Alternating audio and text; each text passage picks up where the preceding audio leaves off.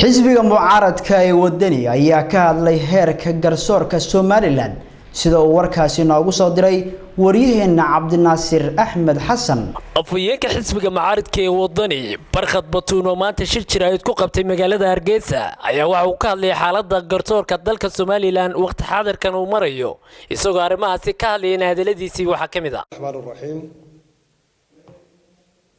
الحمد لله رب العالمين وبه نستعين على أمور الدنيا والدين وبعد.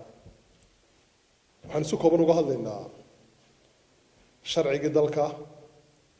xeerarkii dastuurkii xukuumadda kulmiye siday u laashay ee meesha uga baxday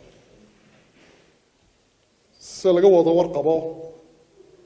Soomaaliland waxa saldhig u ah ku dhaqanka dastuurka sharciyada iyo xeerasheeda kale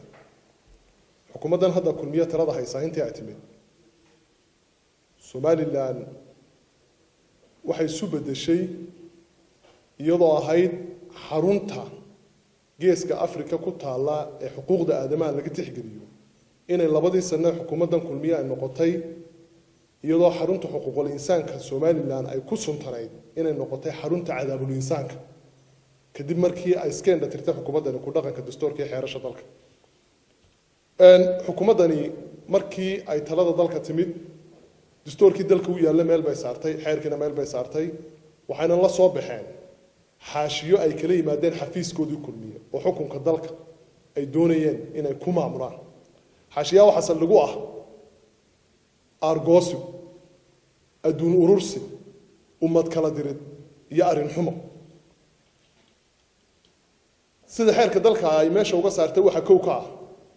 in heshiiskii khaatumo ee kulmiyahan ka horeeyay uu la galay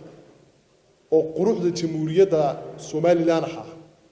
inay qoladani u qaadatay heshiis jifooyin wada galeen meesha ka saartay tixgelin gaarana laha oo isku haynta dalka iyo dadka kow ay ka ahayd fulinta heshiiskaas waxa laba ka ah xariga dadka xasaanada leh hadday xildhibaano tahay iyo hadday siyaasiyiinta waa la ogaa xarigii foosha xumaa ee lagula kacay xildhibaan dhakoor waa sharci jibin weyn maxkamadiiba waxba ku waayey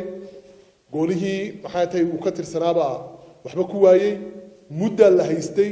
qol argagixisaa la geliyey markii dambena sidii neef xoolaa ay la banaanka u soo baxay waa sharci jibin waxa kamid ah sharci jibinta kale dalka dhacday gudoomiyihii baarlamaanka Somaliland awoodda saddexaad ee dalka in loo diido inuu booqdo xildhibaanka xiran iyaduna waa gaf sharci oo kale la galay waxa gaf sharci ah hay'ado madax bannaan oo xeer ku aasaasan baarlamaan oo saxaafada in lagu xayiro amar wasiir iyadoo ay ahayd amar maxkamadeed in lagu xayiro iyaduna waa gaf sharci kale oo TV-ga Ariel iyo Horyal ayaa amar wasiir u xiran waxa iyaduna gaf sharci ah bahdilka lagu sameeyay hay'adaha dawladda gaar ahaan hay'adda bilayska waxay ka warqabteen nin wasiiraha shir jiraayad qabtay intuu saraakiisha ciidanka bilayska oo darajooyinka ku labisan dabadiisa soo istaajiyay ayaa wuxuu lahaa berigii aad soo weerarteen rasaastan idinku ridayso 7 ma ahayn idinkuna soo 20 igumeedaan riday وقف كلو شر نوسيرو hadlaya oo ciidankii u marxaati qabsanaya inuu rasaas isdhaafsadaan ninka wasiirkii markuu xisbi u jawaabayo ama hawl kale oo xukuumadeed uu ka hadlayo goormay xalaal noqotay in hay'ad madax bannaan oo bilays oo dalka iyo dadka mucaarid iyo muxaafidba u dhaxa inuu siyaasiyiin xisbiga kulmiya ka dhigo iyaduna waa gaf sharci oo meesha iyaduna ku jirta waxaad arkaysaan wasiirka arrimaha gudaha oo u jawaabay gudoomiyaha xisbiga musharaxii madaxweynaha oo janankii militariga iyo kii bilayska intuu soo hor fadhiisiyay hortoodu ku yooyootamay oo xisbi mucaarid u jawaabay iyaduna waa gaf sharci oo kale oo laga galay hay'adaha qalabka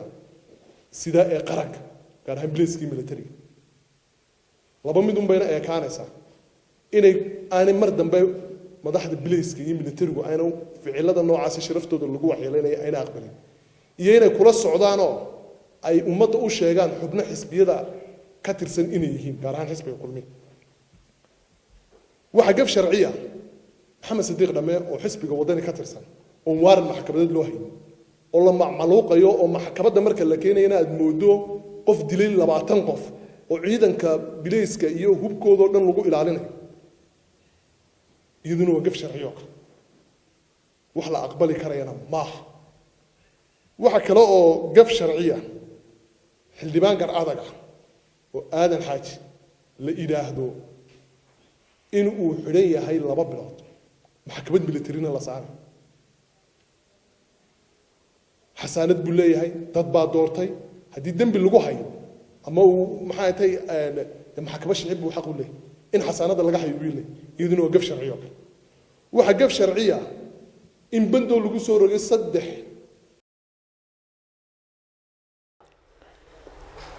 عبد الناصر أحمد حسن تلفزيون عالمي كرويال تي